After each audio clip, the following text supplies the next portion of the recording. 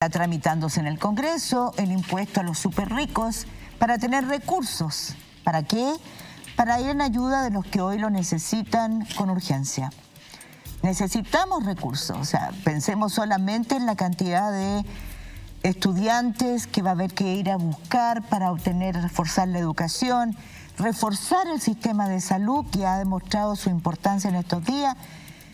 Y tenemos con nosotros a un gran protagonista de impuestos, pero no desde la cabeza del sí, de los trabajadores del sí, que son los que tienen que decir una palabra muy, muy importante. Juan Apablaza, presidente de los fiscalizadores del sí. Juan, muy buenas noches. Hola, muy buenas noches, Mónica. ¿Cómo está usted? Y a todo el panel. Mejor, mucho mejor ya, muchas gracias. Bueno, hay que decir que Juan está por Zoom porque está enfermo y aceptó, y le damos las gracias que haya aceptado estar con nosotros a pesar de estar delicado de salud. Juan, mi primera pregunta tiene que ver con el sí está en el ojo del huracán, el sí como institución.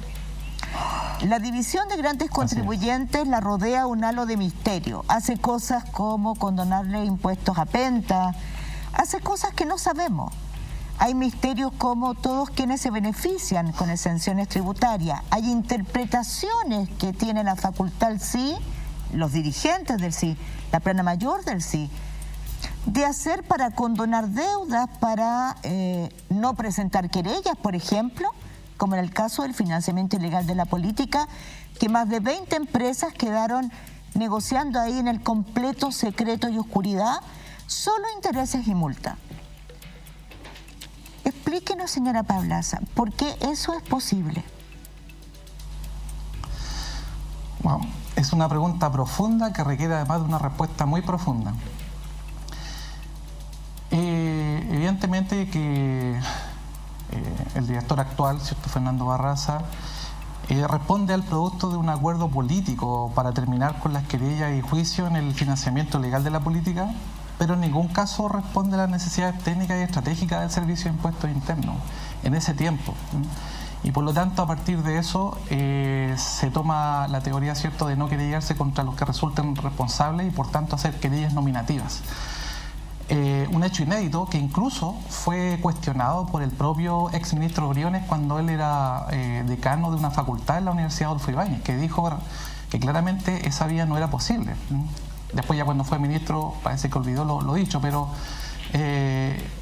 a partir de eso entonces entendemos cuál ha sido la política y que nosotros lo hemos expresado en los medios, en cartas, ¿cierto?, que hemos mandado y conversaciones con el propio director, que no estamos de acuerdo, que tienen que perseguirse los responsables penalmente y administrativamente cuando corresponda, y no solamente hacer una persecución para obtener el reintegro del dinero, ¿cierto?, que fue ilícito o obtenido de forma ilícita, sino que también dar un ejemplo a través de la sanción penal.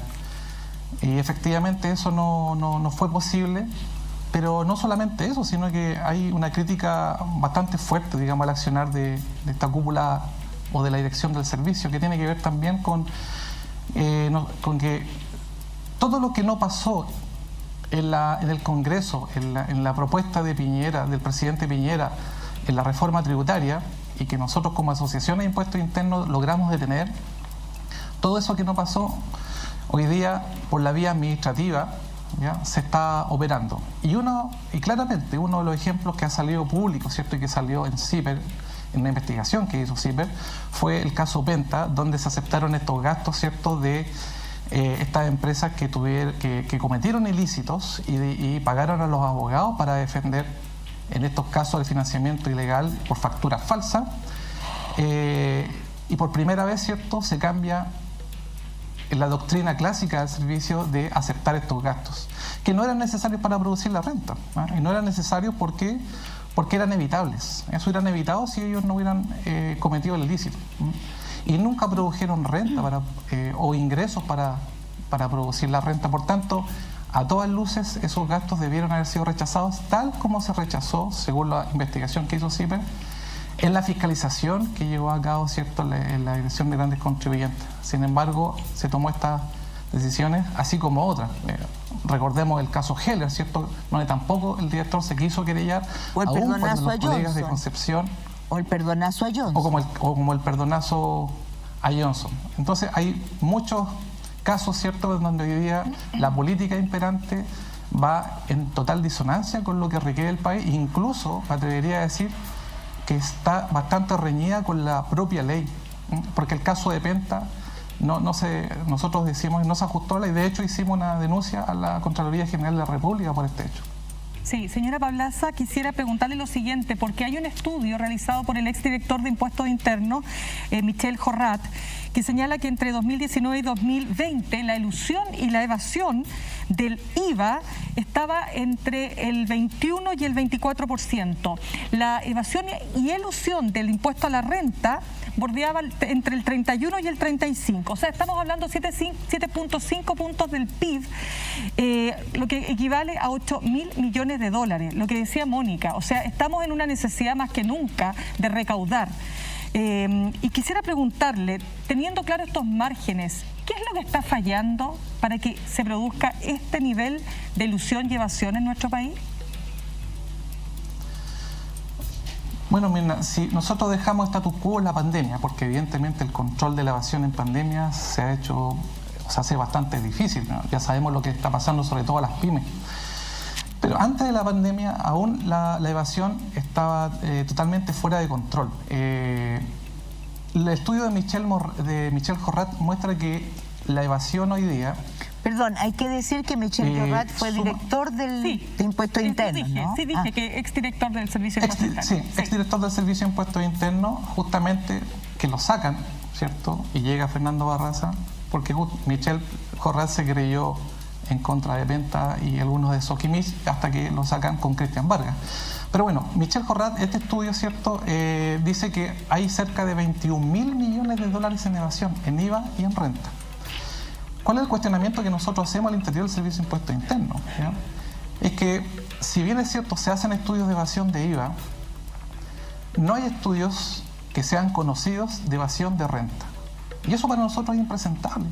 Porque si el negocio del Servicio de Impuestos Internos es fiscalizar, y nosotros como funcionarios de Impuestos Internos, como fiscalizadores, es a lo que nos dedicamos, ¿por qué entonces el servicio? ¿Por qué el Ministerio de Hacienda no insiste, ¿cierto?, para que se hagan estudios de evasión de renta?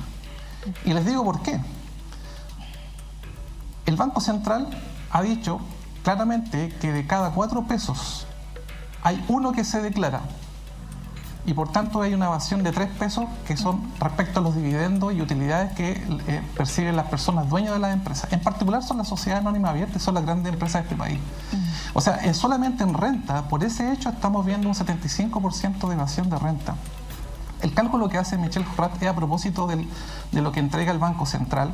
Claro. Y esto es claramente, si se hicieran esos estudios de evasión de renta, llegaríamos a determinar no precisamente que las micro y pequeños contribuyentes están evadiendo cantidades y cantidades de dinero en renta, sino que son los grandes contribuyentes los que están evadiendo y eludiendo. Prueba de ello es que hay 2 estudios importantes. Uno de la ONU que dice, por ejemplo, que entre el año 2009, ¿cierto?, y el año 2014, a Alemania se han subfacturado 9.500 millones de dólares por la venta de cobre. Y a Alemania exportamos solamente el 2,4% de cobre. Señora Pablaza. Por otra parte, hay 8.500 millones de dólares que se fugan del país como flujo ilícito.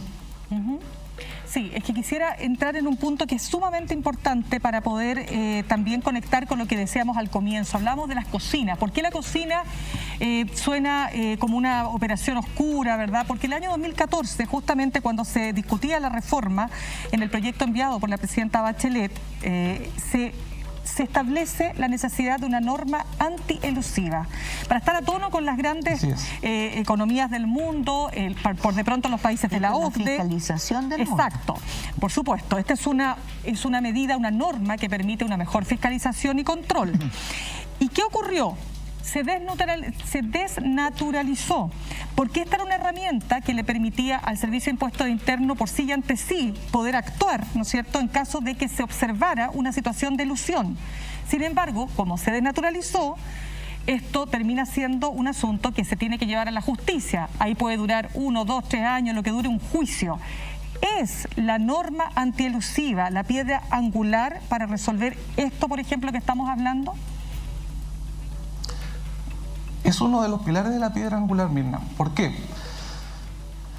Fue un avance importante el hecho de que la cláusula antielusiva estuviera en el Código Tributario, ¿cierto? El artículo 4 y siguientes.